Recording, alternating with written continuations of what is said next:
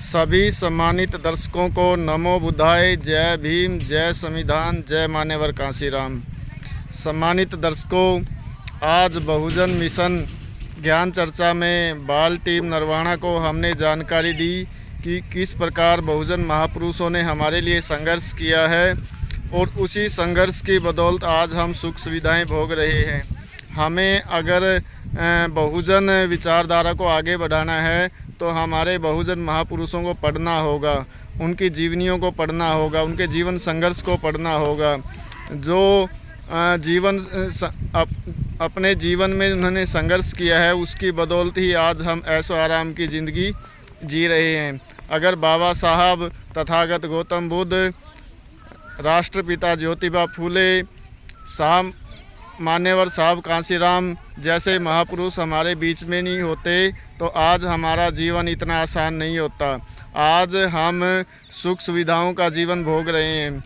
एक समय ऐसा भी था कि हमारा समाज मरघट से जो मरे हुए लोगों के कपड़े पहनकर ही अपना जीवन व्यतीत करता था।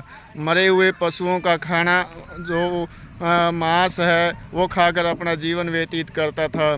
गांव की बाहर अलग बस्तियां होती थी, वहां हमें गंदा पानी पीकर जीवन जीना पड़ता था।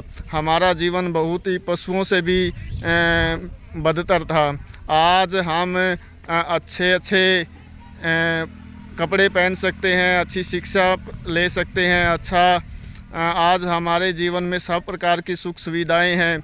आज हम हर महीने को राशन कार्ड पे अपना राशन लेने पहुंच जाते हैं। बाबा साहब ने एक ऐसी व्यवस्था बनाई थी कि भी हमारा समाज कोई भी व्यक्ति भूख से ना मरे, इसलिए राशन कार्ड की डिपो की व्यवस्था की गई। कोई हमारे समाज को शिक्षा से वंचित किया जाता था, शिक्षा ज्ञान से दूर किया जाता था और शिक्षा प्राप्त करने पर हमारा जो समाज था अगर शिक्षा ग्रहण कर लेता था तो उसको मार दिया जाता था। एक समय ऐसा था जब हम इनके ग्रंथों को पढ़ लेते थे, इनके मंत्रों को पढ़ लेते थे या इनके भगवानों का नाम ले लेते थे, ओम नमः शिवाय का जाप कर लेते थे, राम का नाम ले लेते थे तो हमारी जीभ कटवा दी जाती थी, कानों में शीशा पिघला दिया जाता था और हमारा बहुत ज़्यादा शोषण किया जाता था। आज संविधान ने हमारे को सब अधिकार दिए हैं और इनके जितने मनुवादियों के असमानता पर आधारित जितने भी ग्रंथ थे बाबा साहब ने उनको शून्य घोषित कर दिया। आज हम कुछ भी बोल सकते हैं, कुछ भी पढ़ सकते हैं, कुछ भी लिख सकते हैं। ऐसी हमारे को आज़ादी दी, अभिव्यक्ति की आज़ादी हमारे को मिली है। आज हमारे समाज के लोग अज्ञानता के कारण पाखंडवाद में फंसे हुए हैं। इन मनुवादियों की षड्यंत्र में आकर के आज हमारे बहुत से जो समाज के लोग हैं, कोई कावड़ लेने जाता है, कोई मंदिरों में जाता है, कोई कहीं पर जाता है, उनको जानकारी नहीं है कि भाई हमारा मिशन क्या है, हमारा संघर्ष क्या है। हम बाल टीम के माध्यम से हमारे संघर्ष, हमारे महापुरुषों के मिशन की जानकारी देते हैं और आशा करते हैं कि इस प्रकार की जो बाल टीम है हर गांव में बूथ स्तर पर होनी चाहिए ताकि हमारा समाज पाखंडवाद से दूर हो सके और हमारे बहुजन महापुरुषों के आंदोलन से जुड़ सके और हमें महापुरुषों के आंदोलन की जानकारी होगी, उनके मिशन की जानकारी होगी, तभी हम उनके लिए काम कर सकते हैं। बाबा साहब ने कहा था कि मेरी जयंतियाँ मनाने से अच्छा है कि आप मेरे बताए हुए मार्ग पर चलो। मैं मूर्तियों में नहीं मिलूँगा, मैं किताबों में मिलूँगा। अगर आप मेरे अनुयायी हैं, आप मुझसे लगाव रखते हैं तो मेरे द्वारा लिखी हुई किताबों को पढ़ें और मैंने अपने जीवन में जो रास्ता आपको बताया है उसको अपनाएं।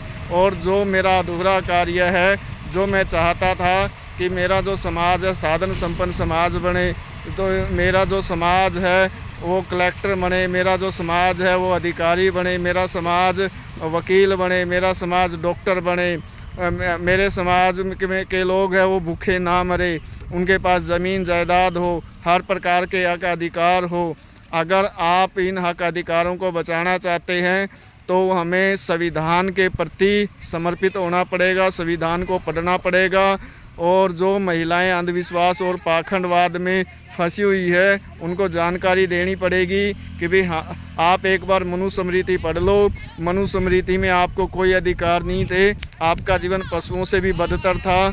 जितने भी अधिकार है संविधान की बदौलत है, बाबा साहब की बदौलत है।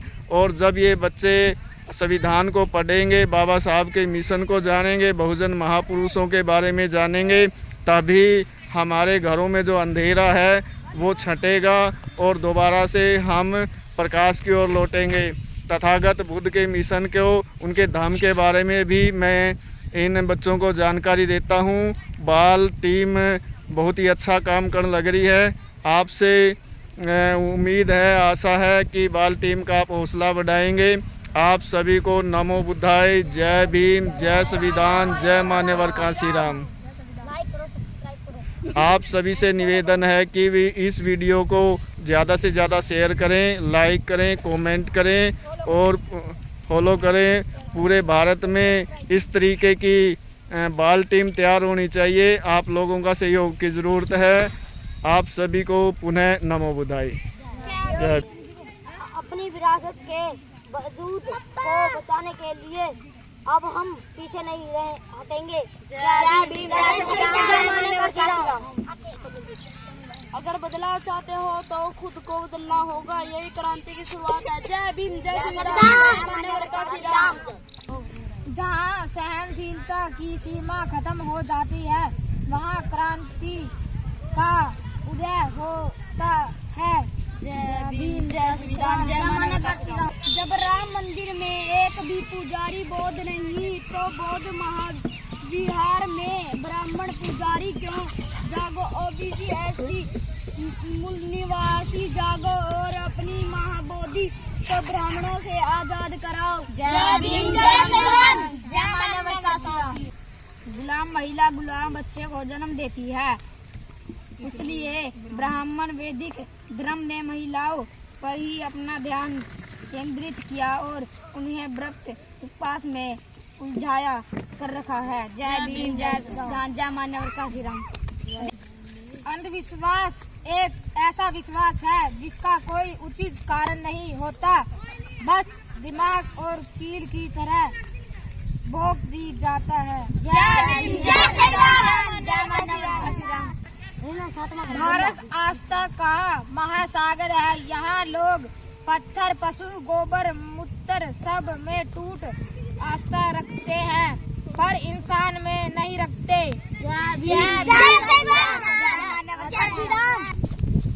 नारी गुलाम हुई तो बच्चे गुलाम होते हैं, बच्चे गुलाम हुए तो परिवार गुलाम होते हैं, परिवार गुलाम हुआ तो समाज गुलाम होता है, समाज गुलाम हुआ तो राष्ट्र गुलाम होता है। ऐसा गुलामी का परिस्थिति है। जय भीम, जय श्रीराम, मान्यवर कांशीराम। अमेरिका की राजनीति विज्ञान पर चलती है, जापान और चीन की राजनीति टेक्नोलॉजी पर चलती है और दुनिया भर में एक हमारा भारत है।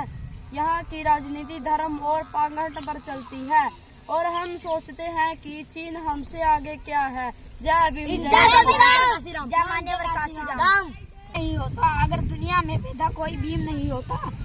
मनुवाद की गुलामी से मुक्त में रोती फिर सर उठाकर जीना आसान नहीं होता। जय भीम, जय श्रीराम। गुलामी का कोई उत्सव नहीं होता, वो शासक वर्ग द्वारा थोपे गए त्योहारों को ही बिना सोचे समझे मूर्खों की तरह मानते हैं। जय भीम, जय श्रीराम। वोट का अधिकार हमें बिकने के लिए नहीं बल्कि गुलामी से मुक्त के लिए मिला है। जय भीम, जय श्रीराम।